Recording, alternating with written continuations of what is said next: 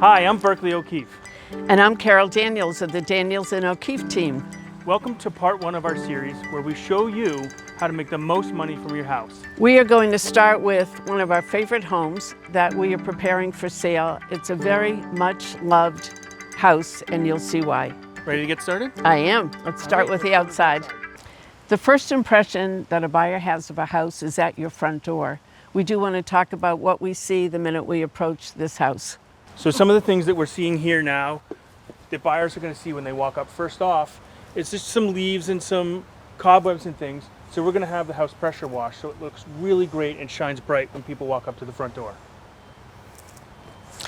As we approach the front door, we would certainly be replacing this plant. We'd add fresh mulch in the beds. We'd clean out the well below the window. And everything as you stand waiting to get in would be fresh, so your anticipation of what you're going to see would be the same thing.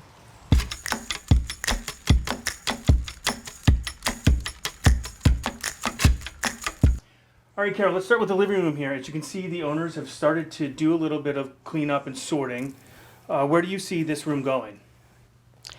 Well, as I said when we were outside, this is a much loved house. So there have been a lot of family gatherings, extra chairs, but I want to position this room so that it's a little more open feeling and doesn't have quite as much furniture.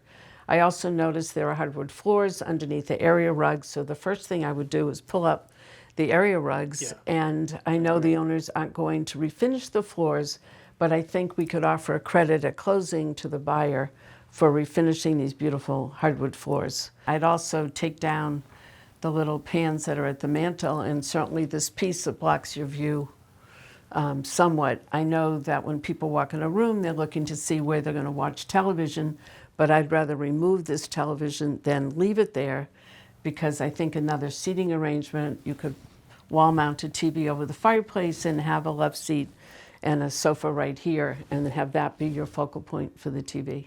Right. Perhaps there's another room in the house that we could stage or utilize as a TV room as well. Yes. And this could be more of a formal living room. I believe this house does lend to that. So there's other options we could do too as we walk around.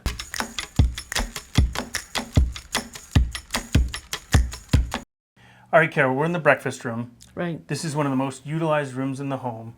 It has a beautiful picture window that faces the backyard.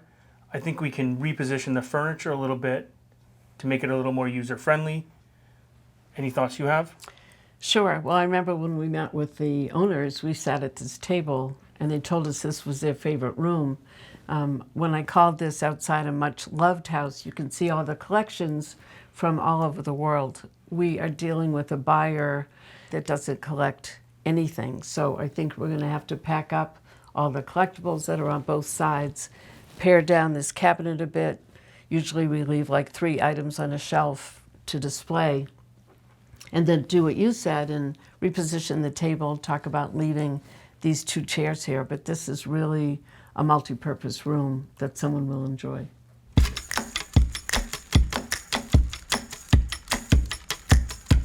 What we're going to do is remove all the collectibles like we did in the breakfast room, get all the countertops cleared off so you can see all the space that's there to be utilized.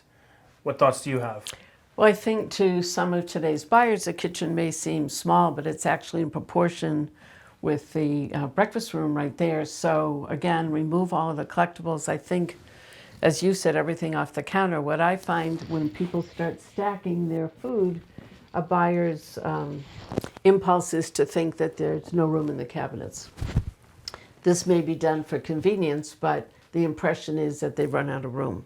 Right. I would remove all of this. There is room for someone to add cabinetry here and maybe a work countertop. It wouldn't cost that much to do that, and remove everything that's here to open up this space. I think that we could have George the painter just touch up some of the cabinets a little bit, and I think it'll shine bright. I agree. I don't think you need to touch the floor or anything else. I would take down the drapes that are right there and open up that window, and I think we're good to go. Right. So what's next? All right, Carol, we went through the house. We've got a lot of exciting things that we're going to get going. We're going to have George come back and do the painting, power washing the outside. Right. And the gutters. And the gutters as well. So what are the next steps with the owners? Well, I think this is a really emotional sale. I know it is. Absolutely. So we offer our full services. We offer to take donations to the donation places. We offer to shred. We offer to pack. We offer to sort. We offer to get our contractors in here to help if necessary. Absolutely. And we'll be moving furniture in the next round. Excellent. Thank you all for joining us today with part 1 of our series. Join us next time where we implement all of these changes and you're going to see a wonderful home ready for sale. Can't wait.